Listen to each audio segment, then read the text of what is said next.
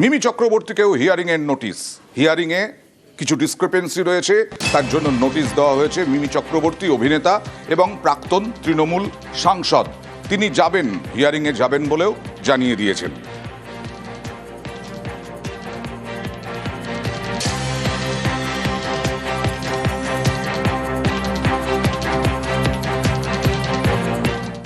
তারপর থেকে কান্নার রোল ওই পরিবারে। আজকে শুভেন্দু অধিকারী গিয়েছিলেন পরিবারের পাশে দাঁড়াতে, বিরোধী দলনেতা গেলেন পরিবারের পাশে দাঁড়াতে, বেশ খানিকক্ষণ থাকলেন, তাদের সঙ্গে কথা বললেন। সিবিআই দাবি করলেন বিজেপি নেতার পরিবারের সদস্যরা, পরিবারকে সাহায্যের আশ্বাস শুভেন্দুর। ঘটনাস্থলে আজকে নমুনা সংগ্রহ করল ফরেন্সিক। প্রতিবাদে ওন্দায় শুভেন্দুর মিছিল সভাও হলো। আপনার ছেলে কি কোনো রাজনৈতিক দল করে? হ্যাঁ। কি করে? বিজেপি। তাহলে কারা লাগালো বলে মনে হয়? কারা লাগালো সেটা কি করে? পুলিশ এসেছিল? হ্যাঁ। তো আতঙ্কে আছি, একবার দেখি তো ইয়া হয়ে গেছি। শুধু ফরেনসিক দল এসেছিল, কত রাস্তা রাখছে? তারাও কিছু রাখেনি। আমরা এখন সঠিক বিচার চাই আর সিবিআই তদন্ত চাই। সিবিআই তদন্ত? যে করেছে যেমন তার কঠোর শাস্তি পাওয়া যায়। পুলিশকে বলে গেলাম 26 তারিখের মধ্যে যদি গ্রেপ্তার না হয় খুঁজে দেওয়ার দায়িত্ব পুলিশের, আমাদের নয়। তাহলে 27 তারিখ তাপসকে নিয়ে গঙ্গার ওপারে যাব। যেমন অসুখ তেমন ওষুধ, কোথায় ভিটামিন দিতে হয় আর কোথায় অ্যান্টিবায়োটিক দিতে হয় আপনাদের ভূমিপুত্র শুভেন্দু অধিকারী সেটা জানে। এবার কোপানো হলো বুথ লেভেল অফিসারকে। আক্রান্ত বুথ লেভেল অফিসার গুরুতর আশঙ্কাজনক অবস্থায়, আহত অবস্থায় হাসপাতালে ভর্তি। আরও দুজন বিএলও কাজের চাপে অসুস্থ।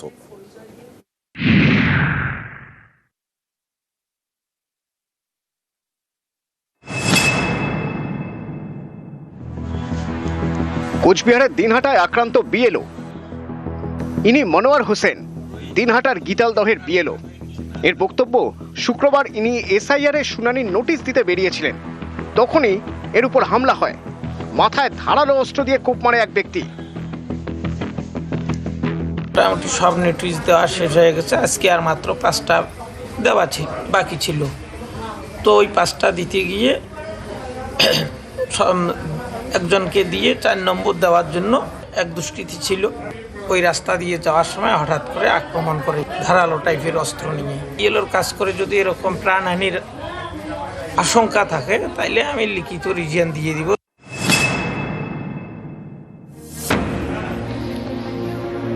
বীরভূমের সাঁইথিয়ার বাসিন্দা মোহাম্মদ শামসুল হুদা, ফুলুরের 161 নম্বর বুথের বিএলও, শুক্রবার বাড়িতেই মাথা ঘুরে পড়ে যান বলে দাবি। বিএলওর বক্তব্য, এসআইআর এর কাজের চাপেই তিনি অসুস্থ। নোটিশ দেওয়া এবং তাদের পেপারস নেওয়া এবং তাদেরকে হিয়ারিংয়ে ডাকা, হিয়ারিংয়ে নিয়ে যাওয়া আমার পক্ষে প্রচুর প্রেশার হয়ে গেছে। আমি আর পারছি না, রাত জায়গায় এবং খাওয়াটা ঠিক মতো হচ্ছিল না এবং প্রচুর প্রেশার, কাজের প্রেশার, এত প্রেশার যে আমি নিতে পারছি না। মানসিকভাবে একদম বিধ্বস্ত হয়ে পড়েছিলাম। সেই কারণে আমার শরীর অসুস্থ। এর আগে আমি বলেছিলাম যে আমি রিজাইন করতে চাই।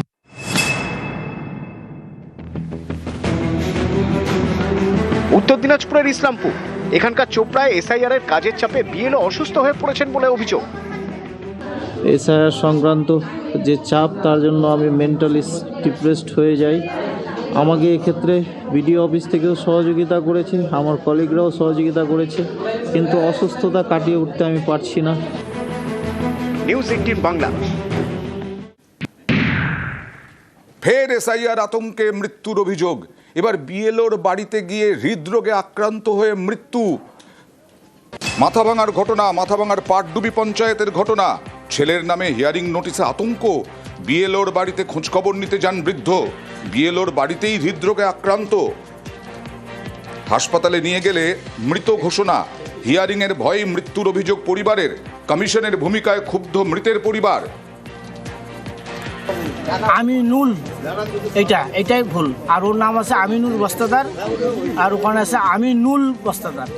এই জন্য সমস্যা। এই বাবা 2 দিন ধরে টেনশন করে। আজকে সকালবেলা আমাকে না বললে সাইকেল নিয়ে ওই বিলাল অফিসে মানে বিলের বাড়িতে গেছে। যাওয়ার পরে উনি যখন বলছে যে হ্যাঁ আপনার ষোলো সেটের নামে নোটিশ আসছে, ওই তখনই টেবিলে মাথায় দিয়ে বিল নষ্ট করে উনি চলে গেল দুনিয়া। আজকে সকালবেলা আসছে, আমি যখন উঠান ঝাড়ু দিতেছি তখনই আসছে আর কি। তো বললো যে আসে নাকি দেখে দেন। তখন আমি ঝাড়ুটা হাতের থেকে রাইখে ওখানে দেখলাম ফর্মটা, তো দেখলাম যে ওনার ছেলের নামে আছে, তো লেখালেখি করতে হবে। তখন উনি কথাই বলতেছে, বলতে বলতে মাথাটা ঠেকায় দিল টেবিলের উপরে। তখনই ধরে ধরে ইয়ে করলাম, বাড়ির লোককে ফোন করলাম, আসলো ওরা, এসে করে নিয়ে গেল।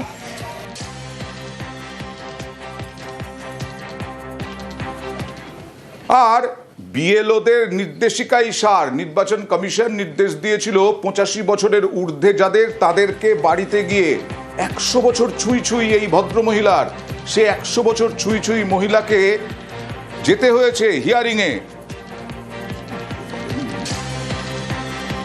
যেতে হয়েছে হিয়ারিংয়ে, 100 ছুঁই ছুঁই বৃদ্ধাকেও হিয়ারিংয়ে আসতে হয়েছে। কি করছেন বিএলওরা? আমার ঠাকুমা, এনার বয়স 100+ বয়স, কিন্তু এনার হচ্ছে হেয়ারিংয়ে এনার নাম আসছে, কিন্তু এনার কোমর ভাঙা, পা ভাঙা, এনাকে নিয়ে কি করে আমি হচ্ছে হেয়ারিংয়ে যাব? এটা হচ্ছে মানুষকে হয়রানি করা। খড়দায় হিয়ারিংয়ে চরমে হয়রানি, শুনানি কেন্দ্রে অসুস্থ একাধিক ভোটার, বিলকান্দার 350 ভোটারকে হিয়ারিংয়ে ডাক, কারো হাত ভাঙা, কারো বয়স 75 পার। কমিশনের ভূমিকায় ক্ষুব্ধ ভোটাররা।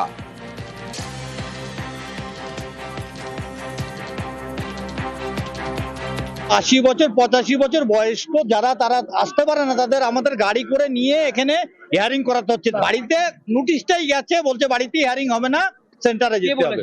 এটা হচ্ছে কি বিএলও বলছে, যে অসুবিধা সে তো জানাতে হবে। তারা অসুস্থ রয়েছে, হাঁটতে চলতে পারে না, 75+ তাদের বয়স। সেটা কে বলেছে দেখুন, আমি বলিনি, আমি সেরকম কথা বলিনি। কে অসুস্থ কে সুস্থ সে তো জানি না। কারো যদি অসুস্থ থাকে, হসপিটালে থাকে, তারটা চিন্তা করবে নিশ্চয়ই। আজকে উত্তাল হয় বর্ধমান স্টেশন, হিয়ারিং হয়রানির প্রতিবাদে রেল অবরোধ। বহু মানুষ তারা রেল লাইনে শুয়ে হিয়ারিং এর প্রতিবাদ জানান, হিয়ারিং এ হয়রানির প্রতিবাদ জানান।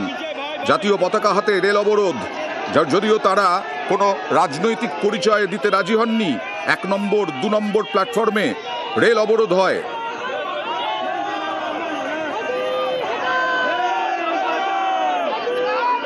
যারা এসআর নিয়ে হয়রানি হচ্ছে, বারবার একটার পর একটা নোটিশ আসছে, নোটিশে যাচ্ছে, গিয়ে সকাল থেকে সন্ধ্যা বসে থাকছে।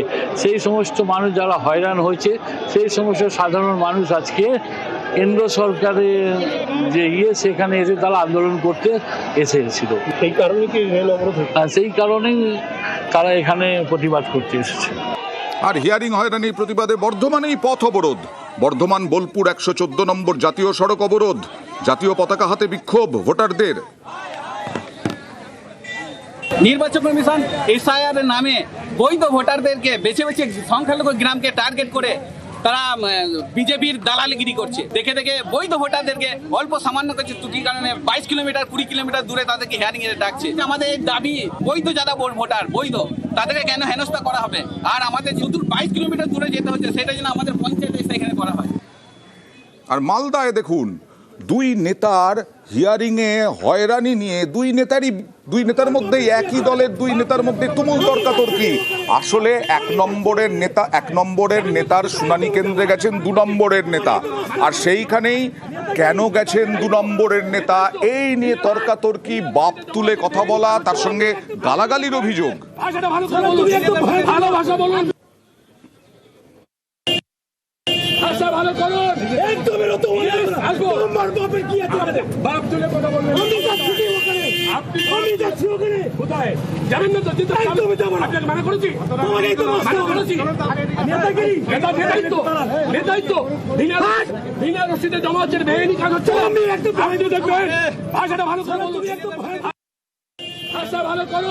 রতুয়া 2 থেকে এসে রতুয়া 1-এ মানুষকে উল্টাপাল্টা বুঝিয়ে যে এত লেট কেন হচ্ছে, চলো সবাই মিলে ভিতরে ঢুকে ভাঙচুর করি। তখন আমরা যখন ওখানে মানুষ উত্তেজিত করে দিয়েছিল, অনেকটা লোক ভিতরে ঢুকে গেছে, তখন আমরা ওকে বললাম যে কি আপনি রতুয়া 2-কে ছেড়ে রতুয়া 1-এ কি করতে আসছেন? আপনার জায়গাতে তো এসআর চলছে, সব জায়গায় মানুষ তো বিভ্রান্তে পড়ছে। তখন উনি একটা আমাকে বাজে মন্তব্য করছিলেন, খারাপ গাল দিয়েছিলেন। ওনার উদ্দেশ্যটা তো শুনছি যে আগামী 26-এ নির্বাচনে নাকি উনি ক্যান্ডিডেট হওয়ার একটা নতুন মুখে এরকমের একটা ব্যাপারটা আছে। সে কোনো আনপপুলার একজন মানুষ। আমি এসআইআর নিয়ে প্রতিদিন এন্টায়ার এলাকায় রতুয়া 2 মালতীপুরের বড় অংশ আমি মানুষের সঙ্গে যোগাযোগ রাখি। আমি ভিডিও সাইডকেও বলেছি যে রিসিপ্টটা তাদেরকে দেবেন, তা ওরা পাইনি সেটা বলছিল কথা, আমি তাদের সঙ্গে একটু কথা বলছিলাম। ইন দ্য মিন টাইম তার একটু অ্যালার্জি হয়েছে হঠাৎ। আমি প্রার্থী হতে চানো না চানো সেটা পরের কথা, আমি যদি সেটাই বলে তাহলে আমি হাইয়েস্ট লেভেল সমস্ত দিক থেকে ডিজার্ভ করি।